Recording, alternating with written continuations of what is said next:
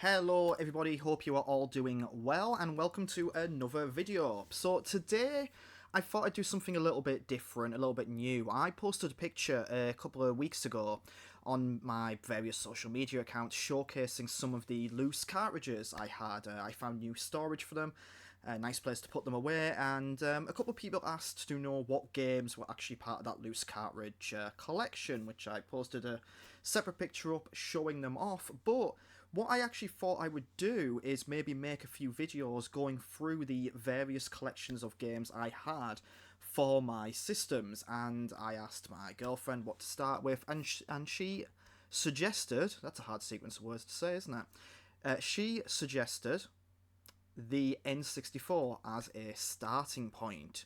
Now, the N64, I got this about 10 to 12 years ago. It was actually a present from her. It was a system I didn't experience much growing up. I knew of a few games, and I kind of always wanted one, but never really, committed to getting one. She bought me it as a present, and it's just it's a lovely console. I really adore it. Up until the last couple of years, I hadn't played it as much as I should, but thanks to streaming and these videos, I've started playing it more, and I've started collecting a few games for it. Now, I just want to go into a few things. I have not played every game that I have bought for the N64. I'm kind of bad in that way, that I will sometimes go out and buy games and put them on the backlog with an intention to play them later. So what I'm going to do is, there are quite a few here. I'm going to go through them. I'm going to, if I can, give my opinion on them. I can maybe talk about why I bought it, what I think of it, that sort of thing. And we'll just go from there. So we're going to start with the boxed games first, because I only have about 8 boxed games for the N64. Obviously, with cartridge-based games, getting them in the box will cost you more, and sometimes it's a hell of a lot more for it. So the first one, quite interesting, these are in alphabetical order, by the way, for the boxed and then for the loose cartridges, is a game called Body Harvest. Now, the reason I got this, and I have played this on stream, this is a DMA Design game, one of their very few titles released on the N64. DMA Design, obviously, the company that go on to become Rockstar North, famous for the Grand Theft Auto series, and one of the first games I ever played, Lemmings. So I'm always keen to sort of see the histories of some of these bigger companies, see where they started out, some of the more interesting games along the way. Body Harvest is very, very good. It's very interesting. It's sort of a sci-fi precursor to the likes of Grand Theft Auto. You get some sort of big open worlds, you can get into vehicles, you can sort of attack your missions from any perspective. It's also quite a difficult game, but it puts you as sort of a lone soldier up against a backdrop of fighting insect aliens from outer space. It's definitely worth checking out. So, pop that down there. Next one, I think, is one that everyone with an N64 has to have, and it's GoldenEye 007. You can see Pierce Brosnan's awkward extra face here. 007, I got this as soon as my girlfriend got me the N64, because I have to get this. I've played this and completed it on stream. It's fantastic, one of the best N64 games out there for my money. There's not really a lot to say. Pioneer of the first-person genre, first-person shooter genre on consoles. One of Rare's finest. Fantastic game. Definitely, if you're going to get an N64, you have to get that one. This is one of the ones that's been on the backlog for a long time, and I've got an intention to play it at some point, maybe next year. It's a game called Hybrid Heaven. I've heard this referred to as a bit of a hidden gem on the system. It's sort of a survival horror by Konami. I've heard good things about it. I'm very keen to play it. I just have not sat down to actually do so. So hopefully, maybe next year, you'll see me tackle that one. Next up, another must-have for the N64, I think, is Perfect Dark. Now, the caveat with this one is if you want to play the single-player campaign, you need the NetherRealm expansion for the N64, which is a little bit irritating because I think nowadays that does sell for quite a bit. But this has seen ports to the Xbox One and PC with the Rare Replay Collection, so it is still possible to play this, and it actually does have some modernized controls as well. I think I've played half of this. I played it on stream last year. It's really, really good atmosphere. It carries on sort of what GoldenEye started. Again, if you're an N64 collector, I think it's definitely one that is worth picking up. Next up, now this is Not technically a boxed game. This is a reproduction box, but the cartridge is legit. It's Quake. I got this about a month and a half ago. I've not had the chance to play this yet, but I've heard good things about Quake on the N64. I've played through the original Quake on the port for the Switch, and it's just, again, it's one of those games, pioneer of the first-person shooter genre, especially on the PC. It's fantastic, well worth playing. I'm keen to see what the N64 version was like, because sometimes you got a lot of big differences between console and PC back in those days. They didn't always go for parity. You'd get like some quite unique versions and features. Next up is another DMA design game. This is, and I'll just point out where this is from Soft Fun Retro Games. I get a lot of my games from Soft Fun Retro Games down in York, or I will get them from Super Games World in Middlesbrough. Both really, really good retro gaming stores. Soft Fun you will see at conventions quite often up and down the country, so if you ever do see them there, do check them out, do give them a go. If you're ever in the Middlesbrough area, do go to Super Games World. The guy in there is absolutely lovely. He's been selling video games for a long, long time, and I've always had a good experience with him. So, Space Station Silicon Valley. I've watched my friend Cliff play this. You might know as N64 Live Podcast. This is another DMA design game. It's a very unique one. I haven't had a chance to fully sit down and play this myself, but this is one I would like to tackle next year as well. It's very unique. It sort of sees you set down on this space station. You can warp into and control animals to perform various tasks and get you through the game. It's a bit of a collectathon, from what I understand. Next up, we have two wrestling games. We have WCW NWO Revenge. I played this on stream last year, or maybe even earlier this year. I loved this game. So good. So this is THQ published. I think it is the... I always get my terminology mixed up, but I think this is the sort of part of the Aki Engine games. WCW NWO Revenge was sort of a precursor to what would eventually become No Mercy.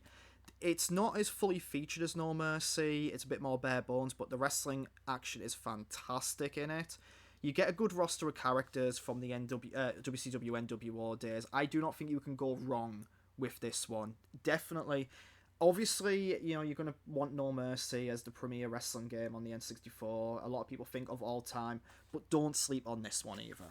Very, very good. And finally, the aforementioned WWF No Mercy, considered to be an absolute must-have for wrestling fans on the N64 console. Now, the action in this is very, very good. I played it early on stream. I did not get on with the story mode because I didn't realise that it bumps the difficulty depending on which title you go for, so I had a lot of difficulty with it. But the core action in this is brilliant. The storyline mode is very good because it's kind of choose your own path adventure thing. You've got sort of creation modes in there. You've got a wide variety of superstars from the classic WWF Attitude days. Definitely must pick up this one. It was one of the first ones I got when I got the system. So, we've gone through the box games. Let's have a look at the loose cartridges. So, there were quite a lot of loose cartridges here, so I'll try and go through them a bit more quickly. Some of these, like I said, I haven't played, so I can't give too much of an opinion on them, but some I have and I will go for. So, first up, 1080 degree snowboarding. Really fun snowboarding games. I've only played this a handful of times, but it is good. Again, I think this is considered to be one of the better ones on the snowboarding games on the platform, so certainly worth picking up. I got this fairly cheap. Next up, Banjo-Kazooie. I have played this a lot. I have not finished it. Amazing platform collectathon, 3D platformer. Again, this is an absolute must-have. You can play this on the Xbox and I think, again, PC platform through the Rare Replay collection, so it's not inaccessible to modern gamers, but if you get an N64, you absolutely have to get this. I would love to get the sequel, but the sequel seems to be a hell of a lot more expensive. So, yeah, definitely get Banjo-Kazooie. Diddy Kong Racing. We're going to go back to my friend Cliff, actually. I mentioned that this should probably be called Timber Racing. There's a story behind that, which I'm not going to tell right now, but Diddy Kong Racing, really good kart racer game. Played this a handful of times.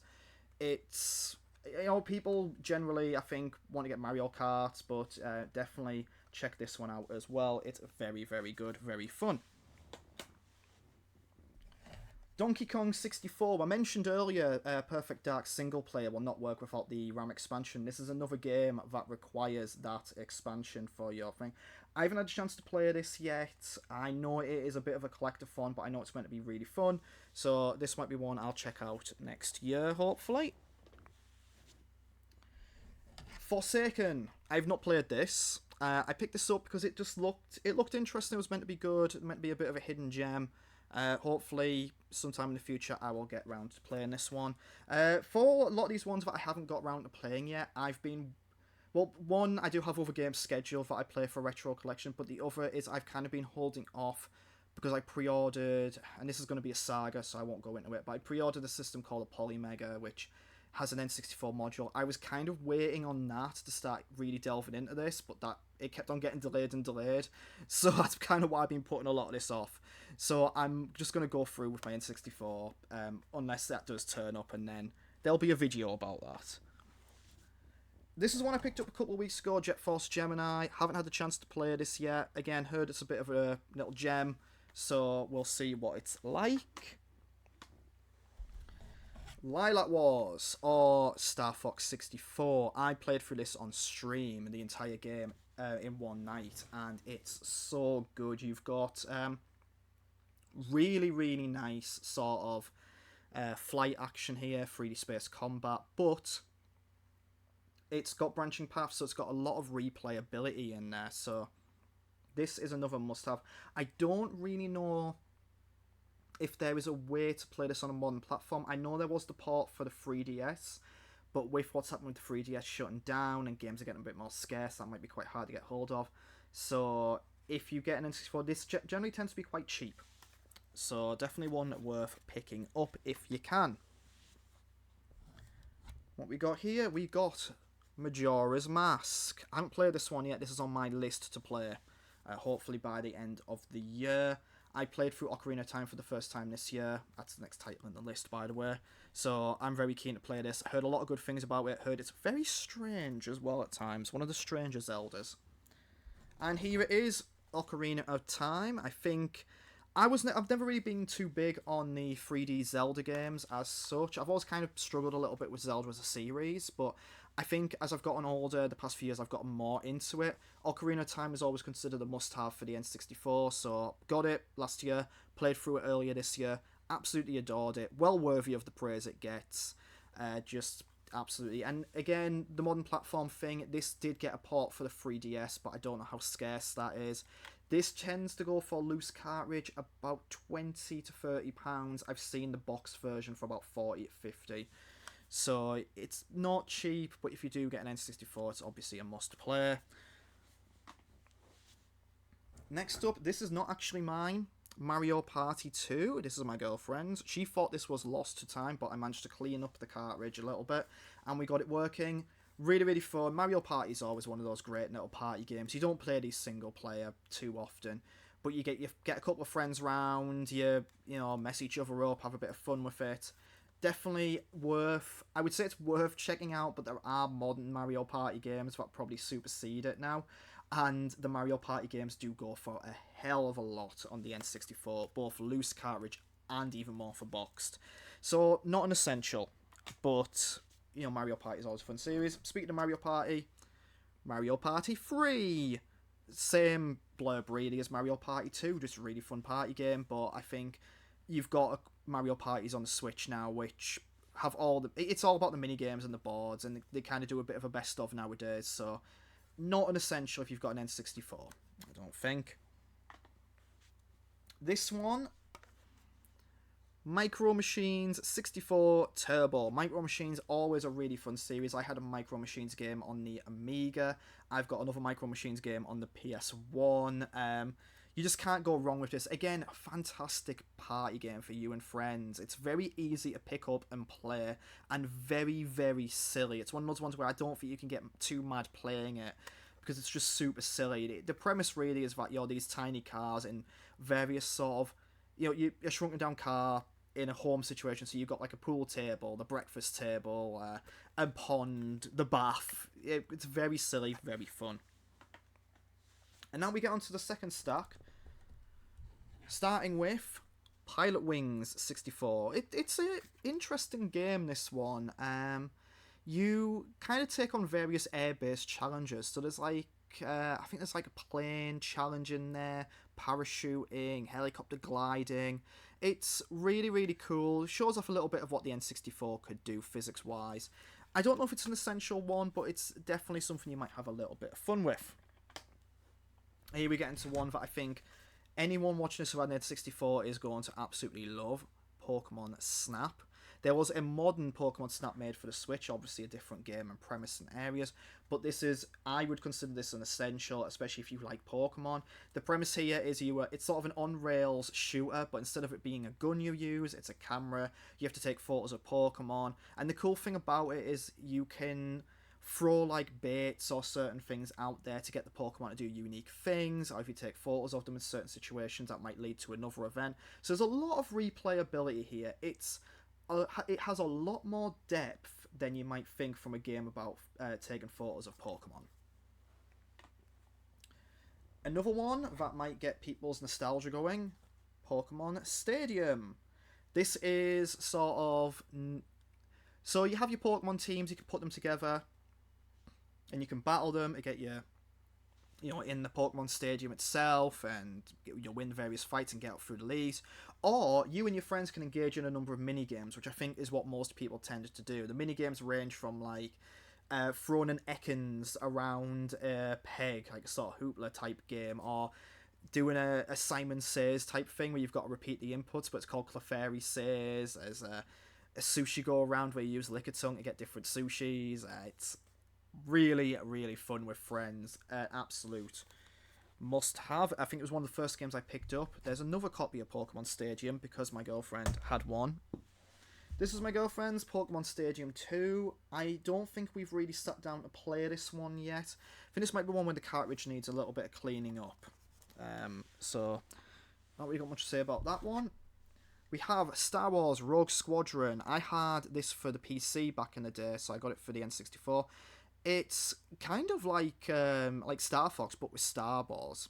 It's very, very fun. You go through a campaign, you pick your ship, you have to perform various objectives in the levels. It's quite tough, I found. I don't really think I've got very far in it. It's one I want to revisit and complete one day. So we'll have a look at that hopefully at some point.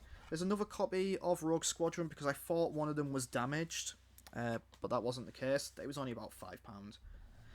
The first game I got for the N64 is what my girlfriend bought me when she got the system. Super Mario 64, absolute must-have. This did get a port to the Switch through the Mario 3D All-Stars Collection, which was only on sale for a limited amount of time, which was just a bit weird and a bit of a mess.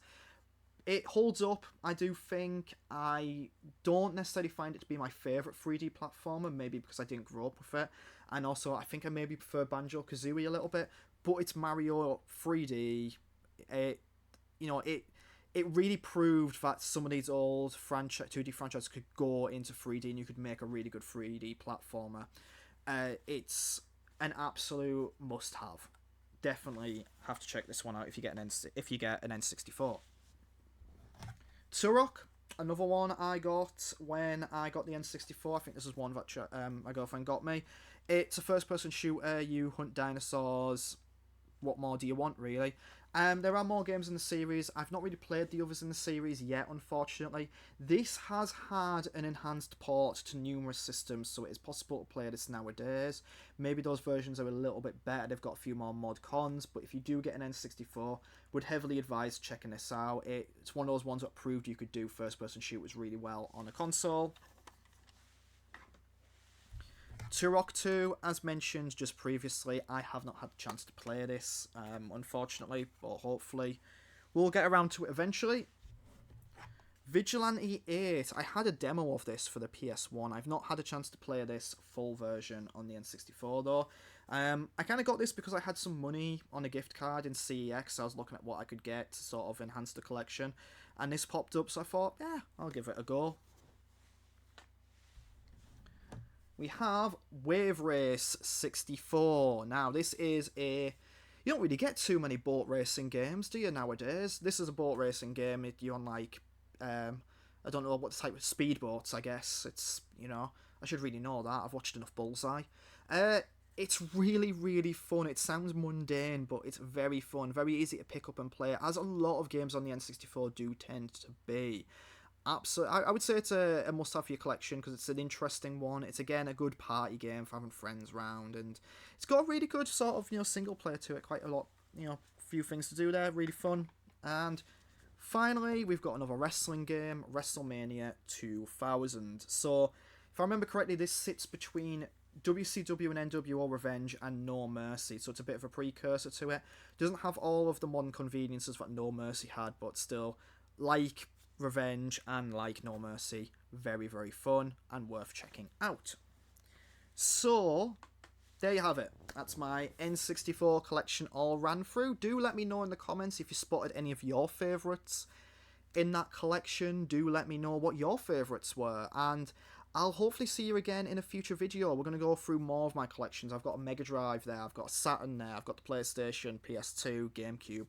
So, plenty of videos to make from it. Do check out the other videos on the channel. We've got some games I wanted to play videos on there, having a look at things like Tenchu, Panzer Dragoon Saga, Driver, Siphon Filter.